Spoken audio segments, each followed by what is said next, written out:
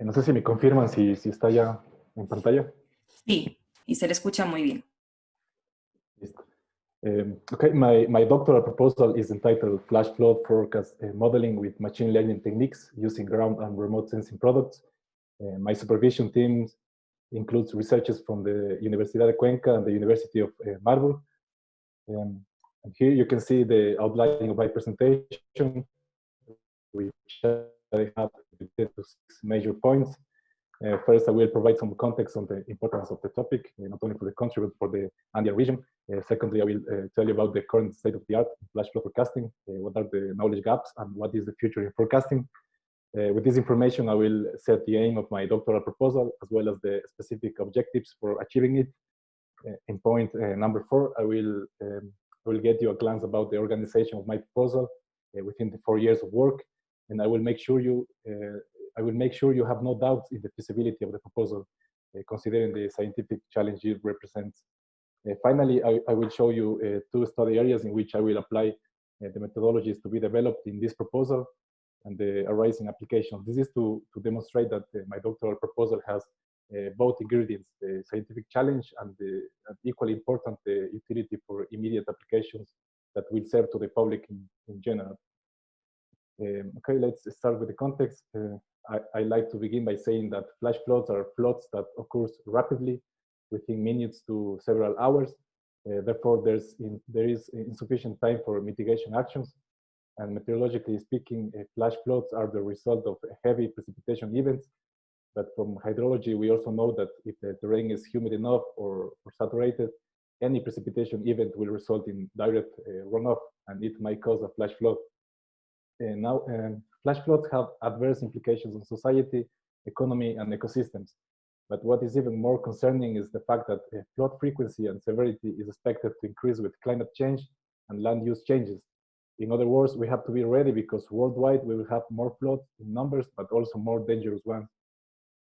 So now the question is, what can we do as a countermeasure against flash floods? And the answer is to forecast these events in such a way that we gain time for better preparedness and allowing to take mitigation measures on time. For instance, we might need to evacuate people or to close the intake to water plants. But what is also interesting is that we can take advantage of flash floods. Let's think of a hydropower plant. The more available water, the more energy you can possibly generate. But in order to do so, you need to prepare the machinery of the plant. And again, you need time for this. And this time is gained by forecasting the quantity of water entering the power plant. So for all of these reasons, forecasting flash floods is nowadays a global emerging field of research. And this is why it is crucial to perform this doctoral proposal. Okay, in the beginning, I said that forecasting flash floods is a regional challenge for the Andes. And this is because to date, there is no report of any operational flash flood forecasting system. The actual efforts in Ecuador, Peru, Colombia, and Bolivia have rather focused on monitoring precipitation of rivers along its length. And whenever there is an extreme water level in the river, you can issue an alert for the downstream communities or structures. The problem here is that there is no forecasting at all. And you just make assumptions based on upstream runoff. Now, in the Andes, mountain rivers have the particularity of transporting water very quickly. And the time you have for communicating a flash flood is in most of the cases not enough for taking appropriate mitigation actions. Or it can be as simple as this. Let's say the runoff station gets broken due to the power of the current in the river. If there is no data, it will be impossible to know what will happen next. Therefore, forecasting is the first knowledge gap that I will aim to address with this proposal. What else? Now, to forecast flash floods, one requires information on the main drivers, and these are precipitation, soil moisture, and topography. In mountain regions such as the Andes, the bad news are that this information is very scarce due to budget constraints or simply because the access to remote areas is impossible. And again, without data, it is impossible to do anything, any kind of forecasting. The good news, in contrast, is that during last decades, the availability and use of remote sensing products such as satellite and radars has notably increased. And nowadays, it is possible to exploit remote sensing information for complementing or even in total substitution of ground data. However, the arising and second knowledge gap here is which remote sensing product to employ. What are the uncertainties generated in forecasting, considering the extreme spatial and temporal variability of precipitation in the Andes? Can we combine multiple data sources in such a way that it improves the efficiency of the models, and how to do that? And for answering these questions, let me tell you about the state of the art in flash flood forecasting. There are roughly two colors of hydrological models. The first one is the physically based culture, which aims to use equations for simulating physical processes occurring towards the catchment. But the disadvantage is that it demands extensive ground data and intensive computation. And this limits the forecast horizon, and it also leads to over-parameterization, which difficulties the forecast of extreme events such as flash floods. On the other hand, the data-driven culture assumes flash floods as stochastic processes. And here the idea is to exploit relevant information and to find their relations to the target variable, which is runoff in this case. Now, when we try to find out these relations without knowledge of the underlying physical processes, we refer to purely black box modeling. However, the future in flash flood forecasting is to combine both cultures and to lighten up the black box. And we do this by adding physical information on the system. And this is what I will refer as smart machine learning models from now on during this presentation. And the effort required to do so is known as feature engineering. Machine learning models can be used to solve one of these two kinds of problems, either regression or classification. Regression models solve problems of quantitative forecasting or runoff magnitudes. And this approach is useful for applications that involves the detail of the full hydrograph of a river and to see how it evolves with time. This has applications for drinking water plants or hydropower plants where you want to know runoff magnitudes to proceed accordingly with operation plans. And it also serves to plan irrigation scheduling. On the other hand, classification models solve problems of qualitative forecasting. And it basically attempts to classify runoff magnitudes into different categories or labels according to its severity, and then to do the forecasting for the classified labels. It solves problems in which you want to issue a flash flood warning, such as alert, pre-alert, or no alert of a flash flood event. The advantage of qualitative forecasting is that it enables non-hydrologist authorities to make management decisions in a rapid way. But for both kinds of problems, the machine learning techniques showing best results are artificial neural networks, the random forest algorithm, and more recently, the use of deep learning. And defining the use of these three techniques for this proposal is also important because they demand different computational power. And thus, depending on the application and the forecast horizon, you can use one or another technique and to come up with a trade-off between model efficiencies and computation times. And the next step, a third knowledge gap here, is to use these three models and two approaches and perform what I mentioned on feature engineering to lighten up the black box. Now, let me summarize the information so far. Picture this. You have the importance to forecast flash floods. You also have the limitation of available ground data, but at the same time, the possibility to use remote sensing products. And finally, the knowledge gap for developing smart machine learning models through future engineering processes. If you mix these ideas up, the solution is what I propose in my doctoral studies. This is to develop smart flash flood forecasting models with machine learning techniques and using a combination of ground and remote sensing products. So with all this context, I'd like to set the aim and the specific objectives of my doctoral proposal. The aim, as you can see, as you can read inside the red box, is to develop flash flood forecasting models with machine learning techniques and using ground and remote sensing products. For achieving this objective, to this aim, and for covering the previously mentioned knowledge gaps, I have organized my proposal into 5 working packages, the blue boxes. The first working package is to develop and assess flash flood forecasting classification models with machine learning techniques based on ground information alone. Then I will do the same, but for regression in objective 2. Working packages 1 and 2 were done in parallel with the same data, and they did not use remote sensing products nor future engineering strategies.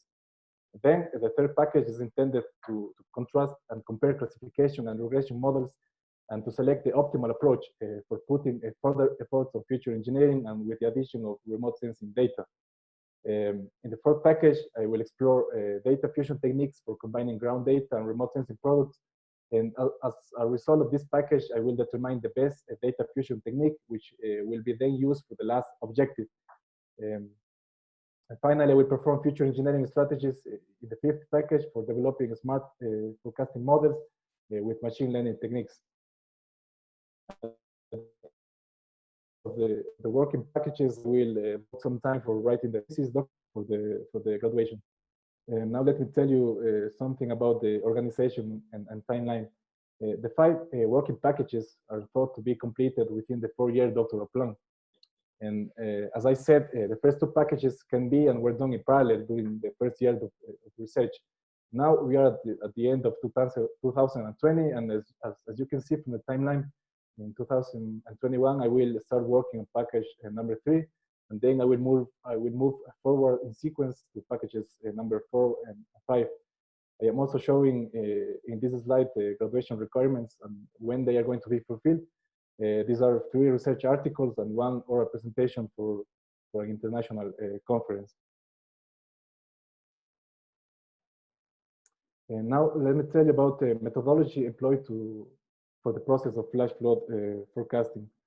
In practice, if you think of a real-time system for smart flash flood forecasting, the process is as follows. First, you need to acquire and store information of the relevant variables to flash floods. Then you have to process this data and to perform future engineering before the stage of forecasting. Once the forecasting models have run, the last step is to communicate forecast. Nevertheless, following the sequence of the working packages, I will start from base models, which are developed following the currently common practices for forecasting with machine learning techniques. Then I will move 2 steps backwards to explore and exploit additional sources via data fusion. And then I will perform future engineering to improve data representation and to help machine learning models during the learning process. This breaks the flow of traditional process, but attempts to cover the knowledge gaps in the matters of data fusion and future engineering. So 4 stages: input data acquisition, data processing and future engineering, forecasting, and finally forecast communication. Now I will put on the table the main ideas of each one of these stages. The initial step for developing smart machine learning models, which has not been done yet in the Andes, is to reach the state-of-the-art in flash flood forecasting.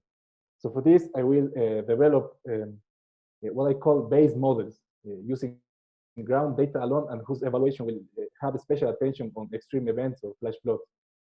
For this, I will propose an integral framework of assessment for both approaches, classification and regression, and using 2 machine learning models, the random forest algorithm and neural networks.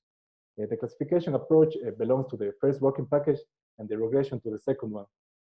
Classification and regression are, as I mentioned before, 2 different approaches with different possible applications.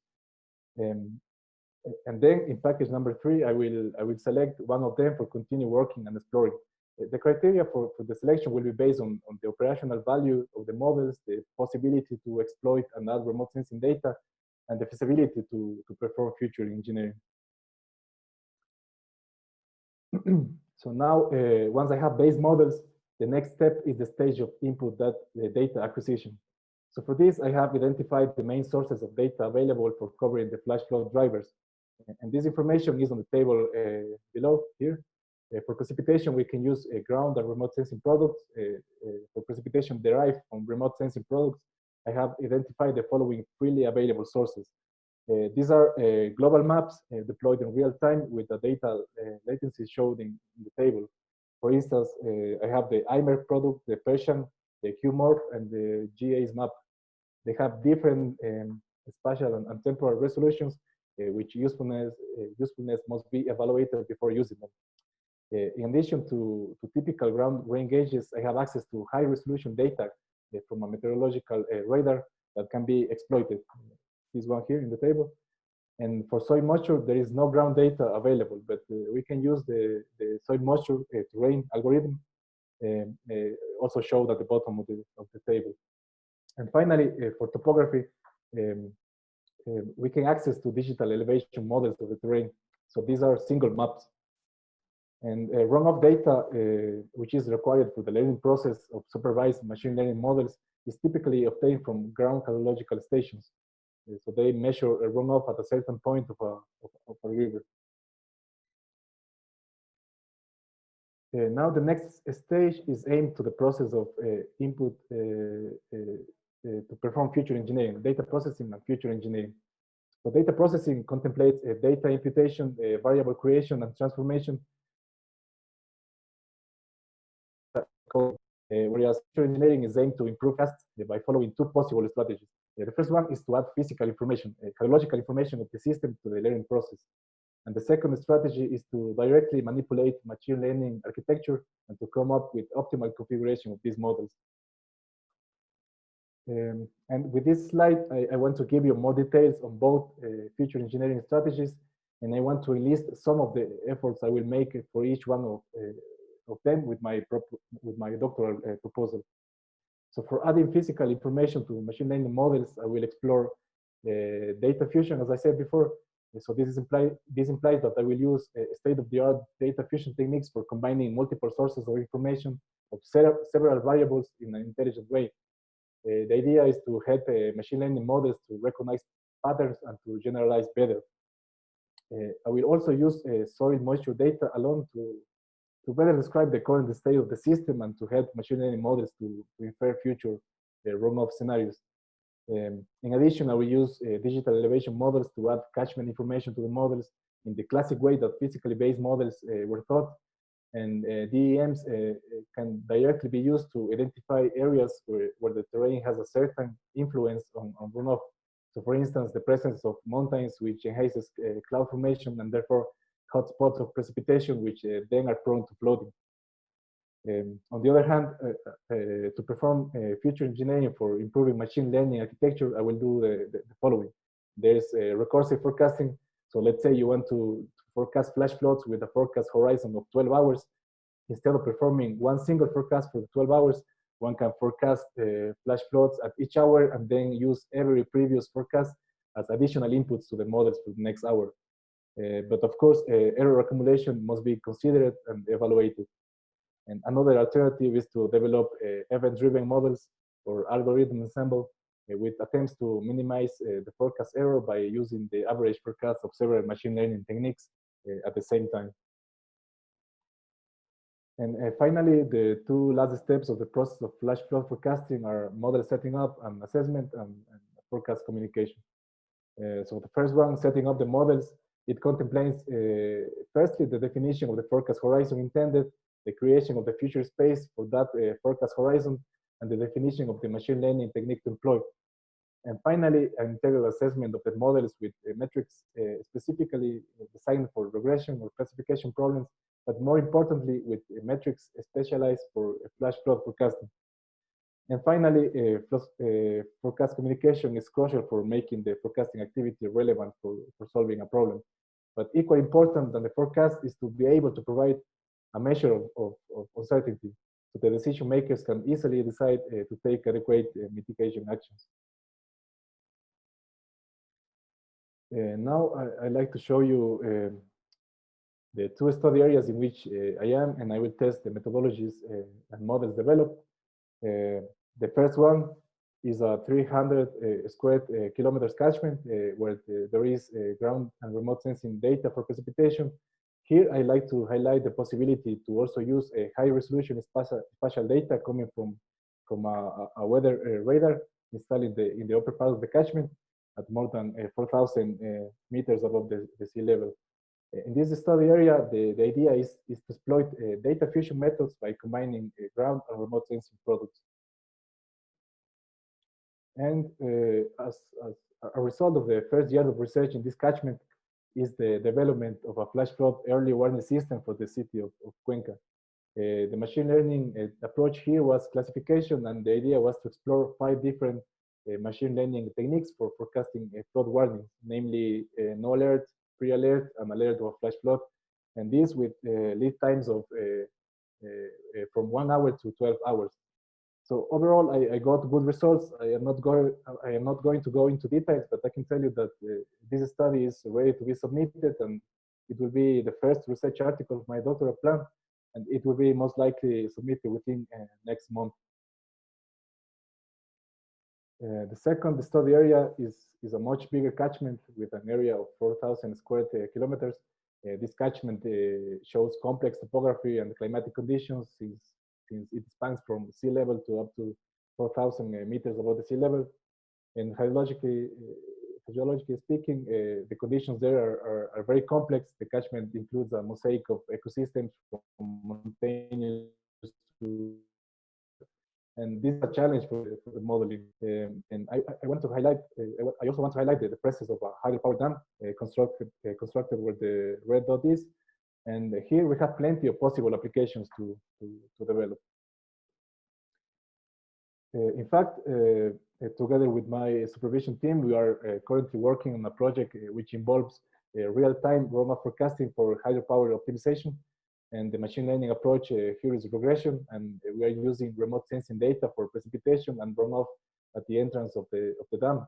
So we produce runoff forecasts that are being used for hydropower optimization, since dam operators have to plan operational actions on a daily basis.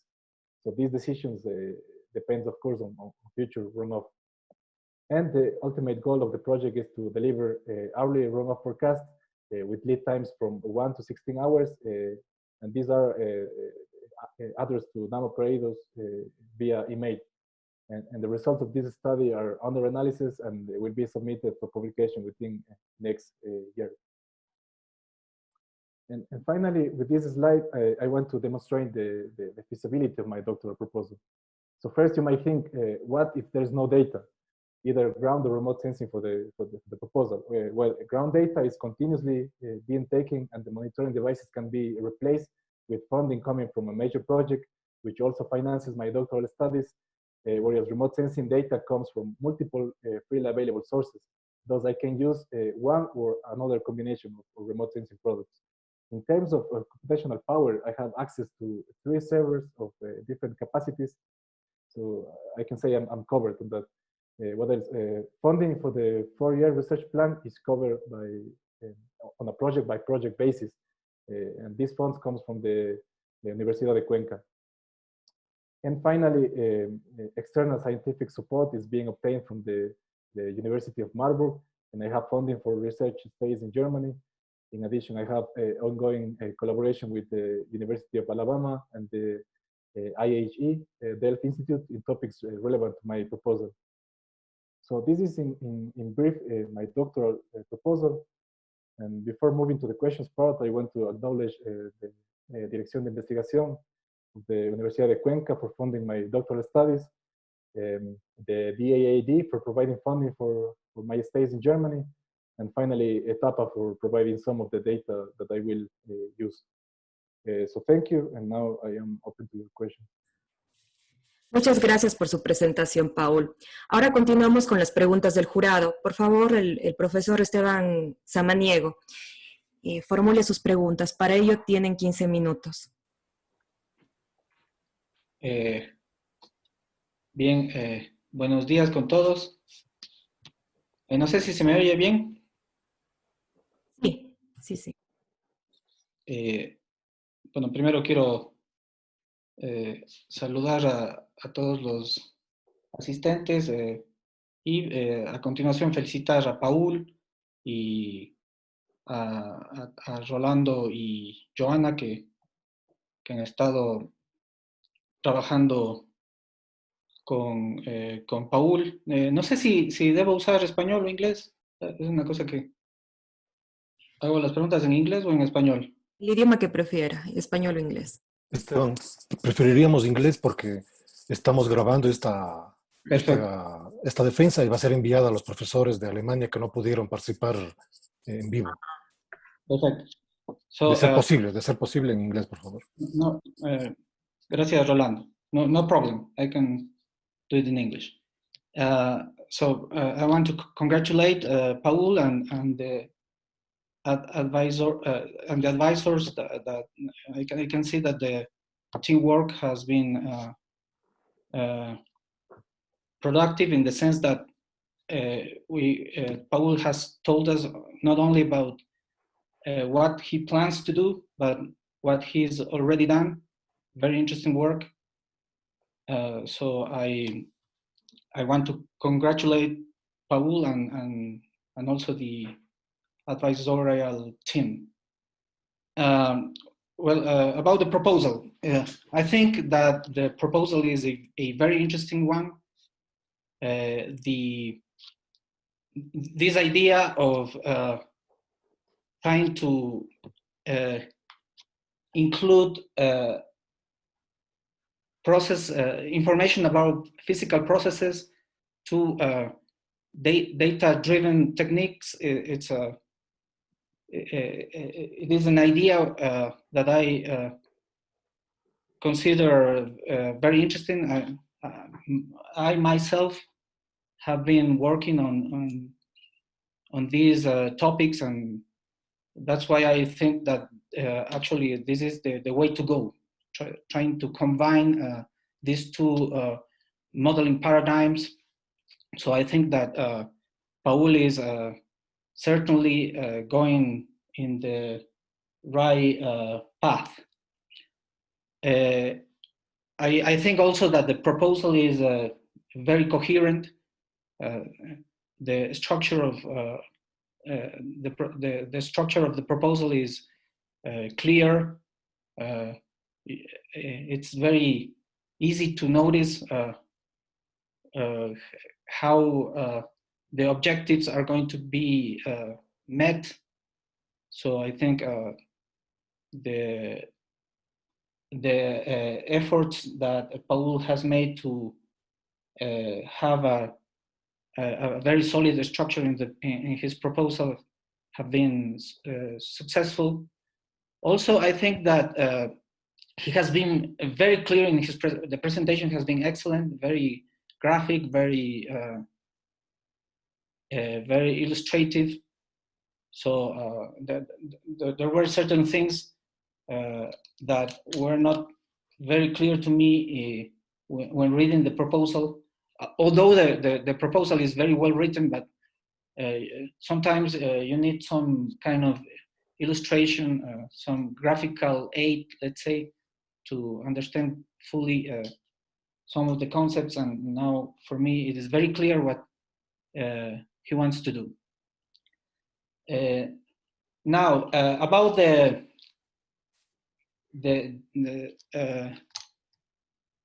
doubts I have about the proposal, which are very specific. I think the proposal in general is very good, but I have some specific questions. First of all, I was wondering why only now I'm talking to you, Paul. Why would you do only feature engineering, which I think is correct? I mean, what you want to do is correct. Doing feature engineering is a very intelligent way to introduce physical knowledge. But my doubt is why don't you try also to introduce some physical knowledge suppose in the loss function? I mean, suppose I'm going to talk about neural networks because it's what I think I know better. Suppose you could add some kind of, let's say, mass conservation equation in the loss function. It's just an idea.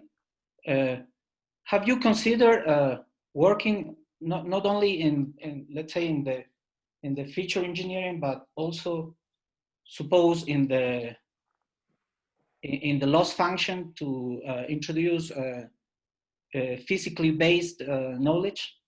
Have you thought about that, Paul? Yes, thank you for your comments, Esteban. And yes, I have thought of that. As I mentioned, we have two strategies, or I propose two strategies for facing feature engineering. The first one is to directly add physical information, And the second one, as you mentioned, is to manipulate the algorithm. And this adding a conservation mask to the loss function in the case of neural networks is a way of doing that. I did not write that because there is no research done on that. But what I was thinking is that I can use, as you said, these equations or other hydrological, I don't know, maybe boundary conditions or dominant or govern equations to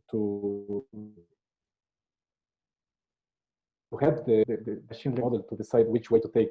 In the case of neural networks, you can also add other equations. For instance, I don't know, metrics that are specifically designed for extreme events. I mean, it's not the same if you want to forecast runoff, I mean, mean runoff or extreme events. So I have thought of that. I am planning to use not special equation, but metrics or target metrics for the loss functions in the case of neural networks. And in the case of random forest, you can also add metrics for telling the algorithm to choose one or another model. Yes. So to answer your question, I have thought of that. There's still a lot to read about that, but I think it's possible. I mean, in the case of neural networks, you can also use convolutional neural networks, and I know that there's plenty of work on that, in which people are trying to add this physical knowledge inside the convolution, and then to move forward. So now the research is more focused on what's the meaning of the architecture of neural networks, and they are not focused now on what's efficiency, but they are more focused on what's the meaning, what does it mean, and what are the ways of doing this feature engineering. Perfect. Also, you talked about the in the motivation for your research. You talked about the issue that is going to be very important in the future, about the very clear presence of extremes, extreme events, and in the explanation of of the things you want to do, you said something about trying to do some kind of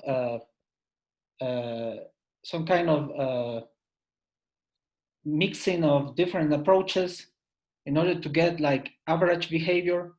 So what I was wondering is, if you want to get the extremes, wouldn't it be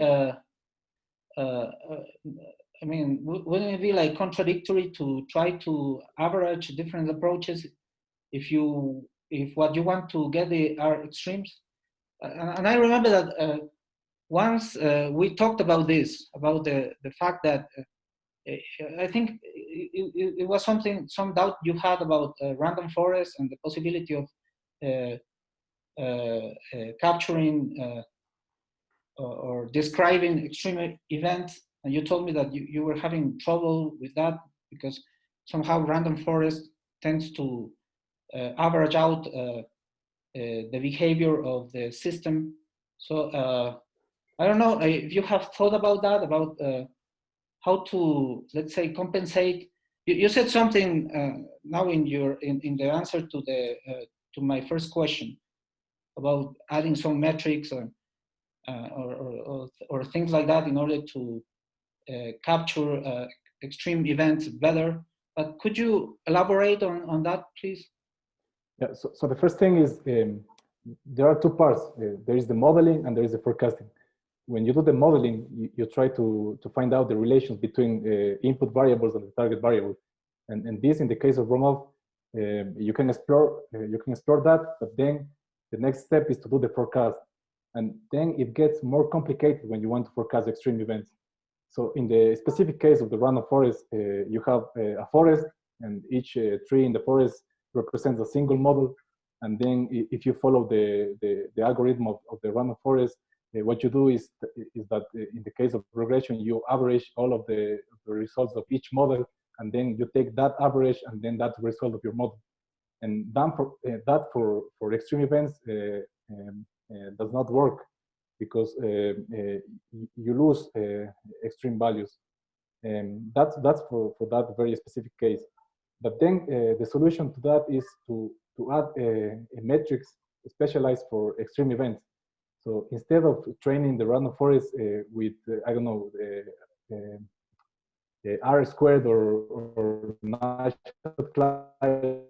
or whatever metric, you can develop your own metrics or use specialized metrics for training the models. So instead of training the model for capturing the mean flows, you can train the forest for capturing extreme values, because this proposal is intended to forecast flash floods.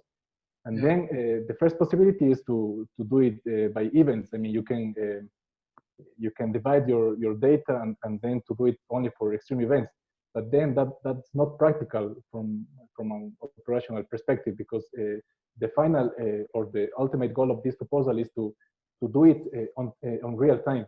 I mean, you get the data, I don't know, via internet or whatever other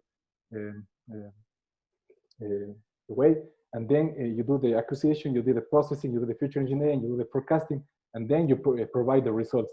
So there's no time for chopping this data and dividing it in events. So you have to train your models, and they have to be able to model extreme events with continuous data. So that's a solution to add specialized metrics. But again, this is not easy as it sounds, because we have plenty of metrics, but we have not identified yet what are the metrics that work better for these problems, and especially for the very complex case of the Andes, where you have very complex conditions, where you have flash floods that are originated by different processes. I mean, if the soil is saturated, any precipitation event will cause it's possible to cause a flash flood. But then if you have a heavy precipitation event, then it will rapidly saturate the soil, and then it will cause a flash flood. So you have different scenarios. It is not very easy. You have to also train the model to identify this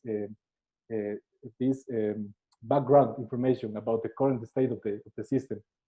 So you have the metrics for doing that. You have you have to train your model for identifying this background information, and then you have the machine learning algorithm. I mean, random forest, I know I'm going to have some troubles with that, but then the advantage of using this algorithm is that it runs very fast if you compare it to neural networks or deep learning. So you have to I don't know, to come up with this trade-off between the time it takes to the models to run and the efficiency of the models. And then if you have efficiencies that are comparable between the model that runs very fast compared to the other one, you can decide to use one or another. I mean, for real-time applications, time is precious, and you need to consider that. That's why I'm proposing to use these three models, and that's the aim. Okay, thank you very much. That's going to be difficult, as you say, but interesting. So I would be very interested in knowing how you get to forecast these extreme events. The final question is about the data fusion techniques. I was wondering if you have read. We have developed with Jacinto Ulloa, Daniela Valari, and Lenin Camposano. We have developed some merging techniques to merge remote sensing information with ground data. Have you read these things? Because I think there are as I was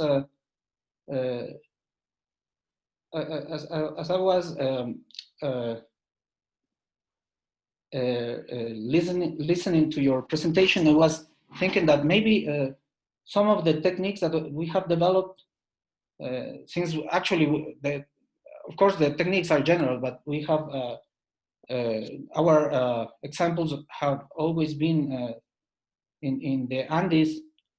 So we know that they work, kind of well in the Andes. So I was wondering if you have read that, and if you these contributions, and if you have considered the possibility of using these approaches as some of the approaches that you're going. I'm sure you're going to consider several data fusion techniques in order to do your research. But I don't know if you're aware of these techniques that we have developed. I think maybe it can be useful to you. Yes, I've done some reading on that, but let me tell you something. The problem is that in the case of the second study area, you saw that it's a very big catchment, and then you don't have ground data to evaluate your data fusion. So that's the first problem. So with that on mind, I was looking for other techniques that do not consider ground data for the evaluation, and for that we have some methods. There's the Bayesian methods, for instance, where you can use at least 3 sources of remote sensing data, and then you can combine this data, and then you can do the how to say that this evaluation, but basing or fixing your reference data with one of the products that you employed. So you don't have the let's say the perfect evaluation of your data fusion, but you get an idea of the uncertainties generated. And this is the first thing. The other thing is that you can also use data fusion techniques based on machine learning. And for instance, the random forest works fairly well on that. I was reading that, and that's why I also mentioned at the end of the methodology that I can use model hybridization and model ensemble. And this means that for a certain stage of the modeling, you can use one technique, and then for the forecasting per se, you can use another technique. And maybe for the data fusion, I will use random forest, and then for the forecasting, I will use neural networks. So you have to combine these things.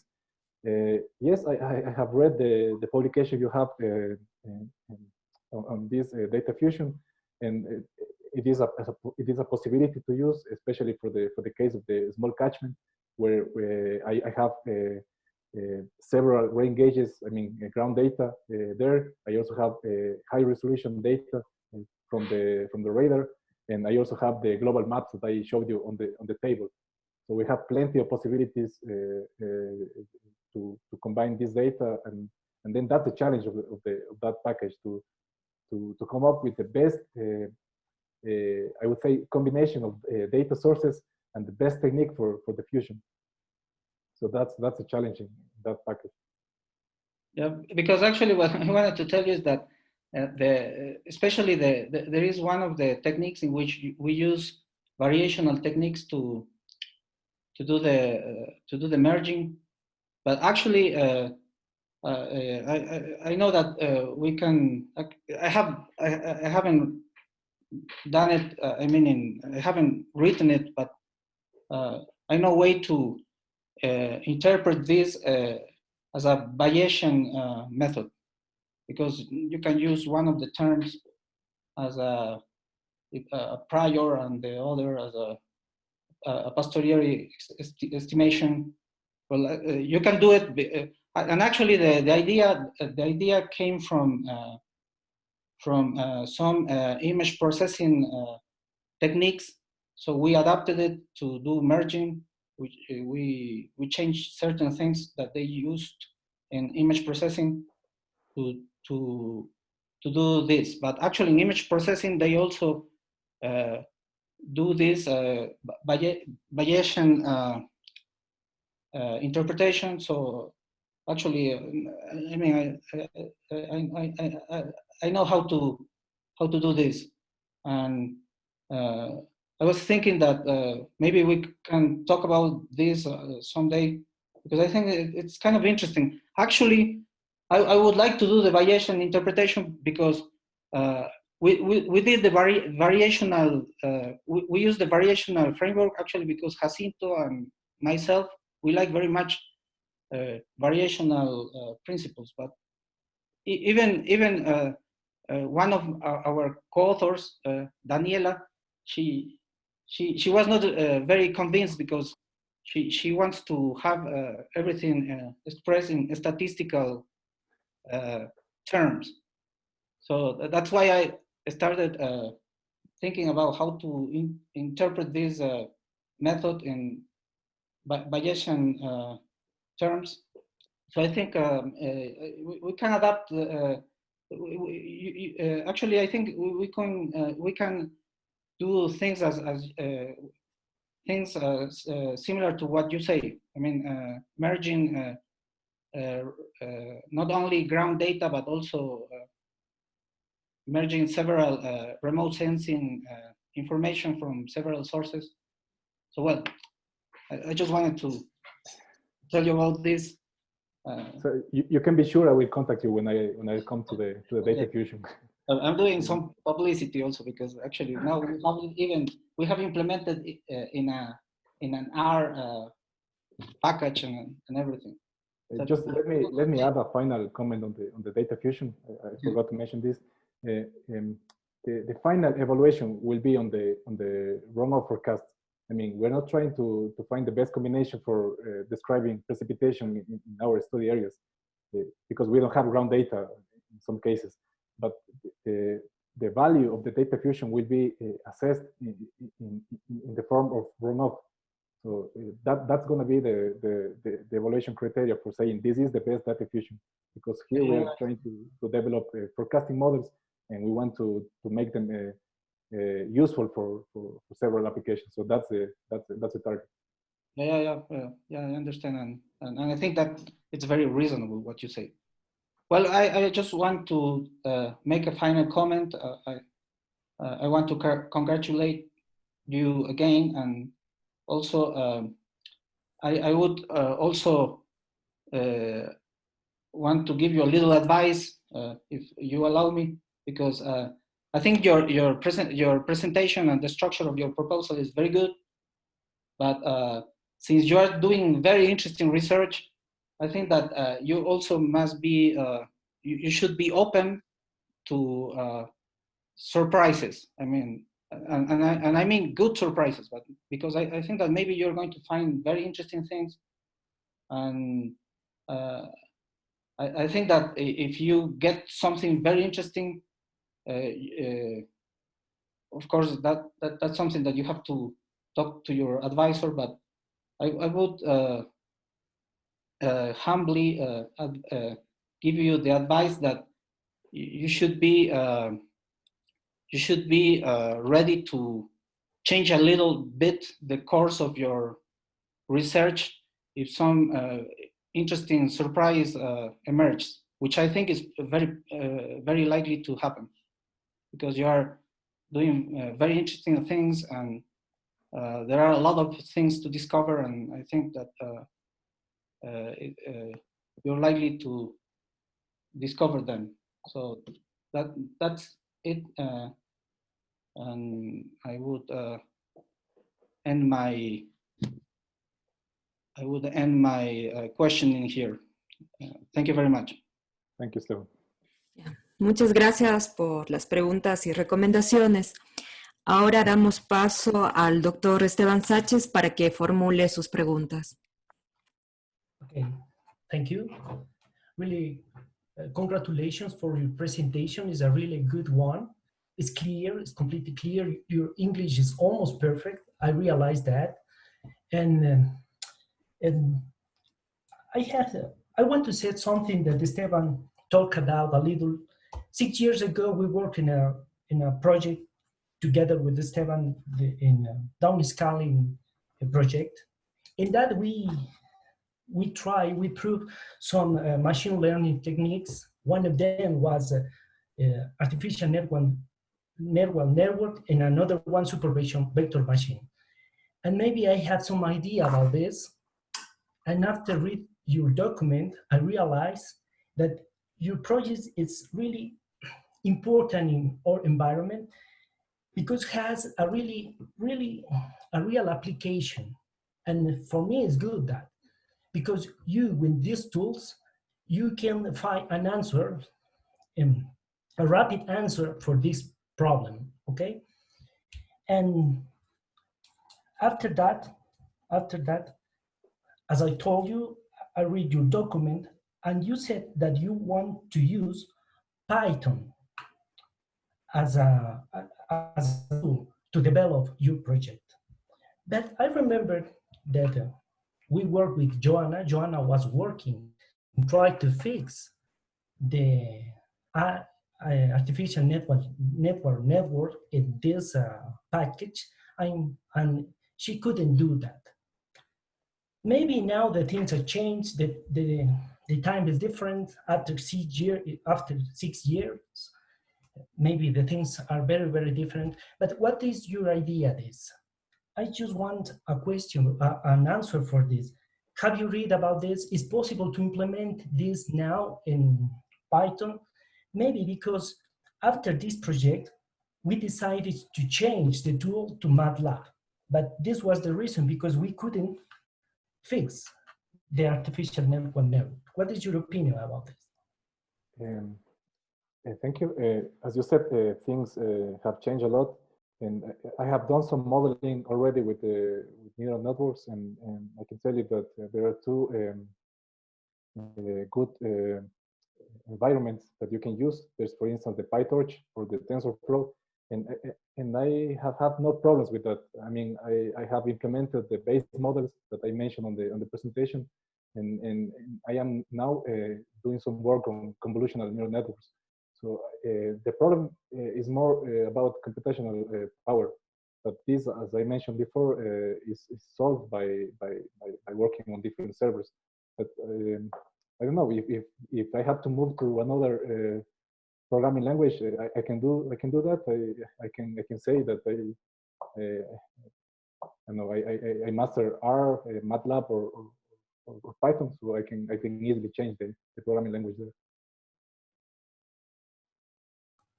Okay, when you said computational power, can you provide me the specification of that you need in the computational power? For example, the time for a specific training, or maybe the computational power itself, or how is the course or something like that, in order to implement your methodology for this type of forecast?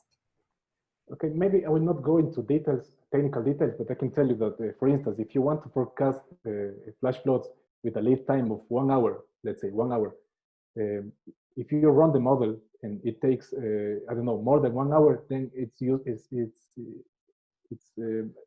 I mean, it's not useful for your application. So you have to come up with models that run very fast with running times that are lower than the lead time.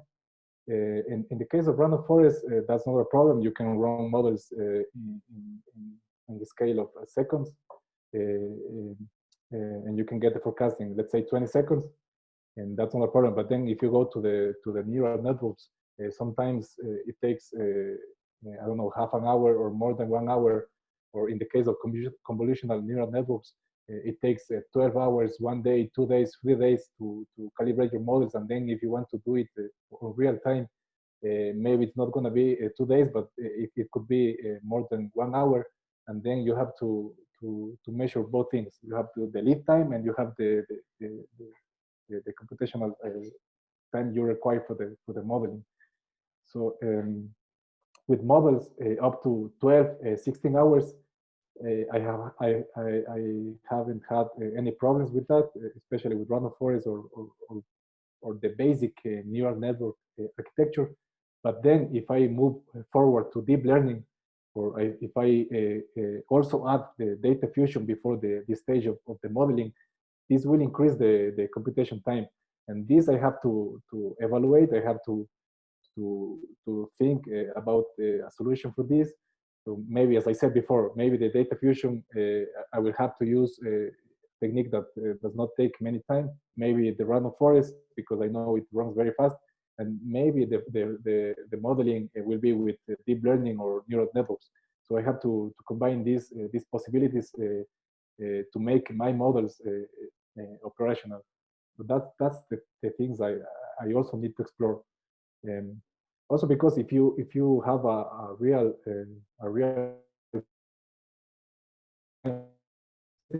consider that you have to have in that server, you need space for storing the variables. I mean, global maps are not in most of the cases they are not very light, so you need a space for that. You need a space for the modeling. You need the server to be free for running your models, and it's not that the servers are mine. So I have to share the power with other colleagues. So these are things that I need to consider. In the last project, the study catchment, the big one, I told you that we are doing this remote forecasting in real time, and for this we are using one server of our university, and we have some problems already because sometimes people get connected to the server and then it gets saturated. But this we need to consider as well. But regarding the proposal, yes, you have to combine these concepts. You have to consider the data fusion, you have to consider the modeling, you have to consider the data processing. So all of this adds time to the time you need for developing forecasts. Okay, one of the problems is that because you don't have all the resources for your project, and is one of the problems that I had in my PhD thesis too. That was my question. Another one, please. After both to read your document and to hear your presentation, I always you always talk about to the training the different statistical models or the statistical machine learning techniques.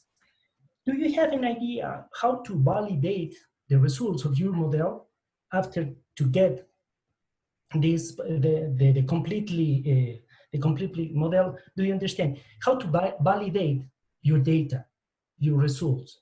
Do you have an idea how to do that? Yes, I mean, the target variable is runoff. And in our case, the ultimate goal is to forecast extreme runoff. So what we need to do is to subdivide our data set, and then to, I don't know, let's say you have 5 years or 10 years of data. You take the first 5 or the 70% of the data, and then you use that data for the calibration. And calibration means that you train your model, and then you get some metrics about how the model, if the model went well with the forecast, and then you evaluate your model. And then for the new data, the data that have not been seen by the models, you do this final evaluation. So for the training, there's an internal evaluation, and this will give you or give us an idea about how good the model is. Yeah, maybe you got confused when I was saying that we don't have ground data for evaluating the precipitation products, but that's a different story, because I was saying that since we don't have ground data for precipitation, we are not going to evaluate the data fusion on the precipitation variable, but on the runoff forecasts. So that's a different story, but that's for making our models operational and useful for the applications. But yes, we have to split the data, and we will do a calibration with an evaluation, and then we will try the models with unseen data. Maybe my idea was to try to get a specific event if you have enough data, and then with this specific event, after the calibration process that you explained us, try to validate. Do you understand? Yeah. Maybe So you take. Yeah. So you take, I don't know, some percentage of the data. And if you want to evaluate extreme events, what you do is that you,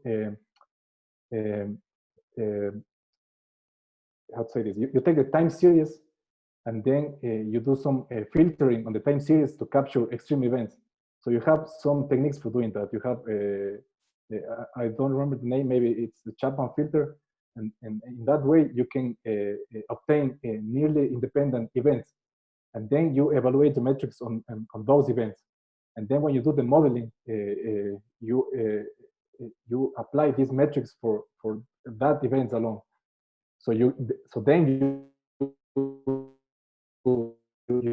the model went with extreme events, not only, or in other words, not with the full spectrum or the full time series, but for extreme events alone. So that's the way of doing that. I mean, I have done that in the past because, as I mentioned before, with my supervision team, we have worked on this topic in the past, and we know how to do that. You have to take nearly independent events and then to evaluate those events. Yep. Okay, the last one, sorry for that. In your opinion, it is possible to obtain specific data in order to try to understand the physical process behind these models? Do you think that it's possible to do that? I heard about something about, Samaniego told us about this, but what's your opinion? Do you think that it's possible to do that? You mean to create data? No, for example, you have an answer from your model. And do you think that it's possible to try to combine your results with the process behind this? Do you understand? Maybe my expertise is in physical models based on the laws, on the physical laws. Do you think that it's possible to try to do that in order to get and separate, for example, runoff with the conservation of the law conservation, of the continuity conservation, and the moment equation? Do you think that it's possible to do that? Do you understand? Try to separate the process, the global process, because in your project, maybe you have an answer, but it's possible to discretize in order to get a meaning of the data obtained of your model? Yes, I mean that's the goal of the project, to try to add this physical information, this classical way of thinking for hydrological modeling. And yes, as I mentioned, you can, for instance, use digital elevation models, and you can do the sub-catchment divisions in the classic way that physically based models do the modeling. Or you can subdivide your study area into subunits, and then to do this modeling for the subunits, and then to sum up the results. That's a classic way. You can also use your equations, as you and Esteban said. You can try to manipulate the loss function of neural networks or the other metrics for any other algorithm, or you can also do this variable creation. I mentioned this on the presentation. For instance, I have the perfect example for that. You know that for runoff forecasting or runoff modeling, you also need the state of the soil. I mean, how humid is or how saturated is the soil. But sometimes, or in our case, we don't have data for that. So you need to try to come up with an idea of the state of the soil. And this, we have a publication with my supervision team in which we mimic this behavior of the soil based on precipitation. I mean, we didn't have information directly from soil moisture, but we were based on precipitation, and then we found the correlations between past precipitation, I mean cumulative precipitation, and then to extreme runoff. And in this way, you can also create some variables. You can create some information that is missing to the process of modeling, and you can help the machine learning models to digest this information, because that's a final goal, to help the machine learning models to know which path to take, to know which step to take for the modeling. I mean, if you think on the random forest, you have a sequence of steps that you need to follow, and maybe if the soil is in this path, you go for this path, or if not, you go for the other one. So this is the objective of this proposal, to add this information and to have machine learning models which are smart by definition, but we want to make them double smart, let's say, because we want to add this physical information. And yes, as you read and as you saw in my presentation, I have two strategies for that, and that's feature engineering. I mean, that's the challenge of the proposal. Congratulations again.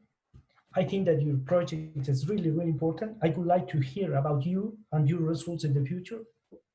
And thank you. Thank you. Muchas gracias por sus preguntas, doctor Esteban Sánchez. Ahora el público puede hacer sus preguntas. Por favor, para eso les voy a pedir que usen el botón de levantar la mano que está en la pestaña de participantes. ¿Tenemos alguna pregunta del público? No. También pueden usar el chat. Bueno, parece que todo ha quedado claro, no hay ninguna pregunta del público. Entonces, si es así, en este momento enviaremos al jurado y al director para que se reúnan en la sala virtual para que realicen la deliberación. Entonces, con esto damos por concluido el evento y agradecemos a la audiencia por su asistencia.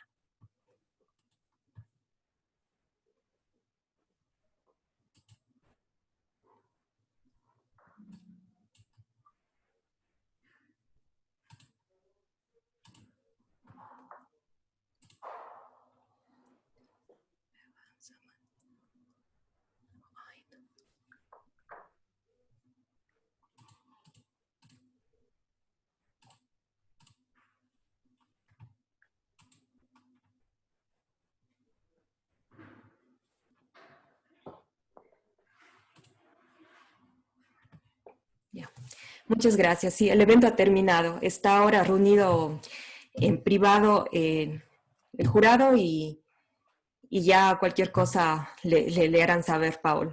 No es necesario que se mantengan conectados ahora. Ya, buenas. Chévere, muchas gracias, Vero. Felicitaciones. Muy buena su presentación. Gracias, gracias.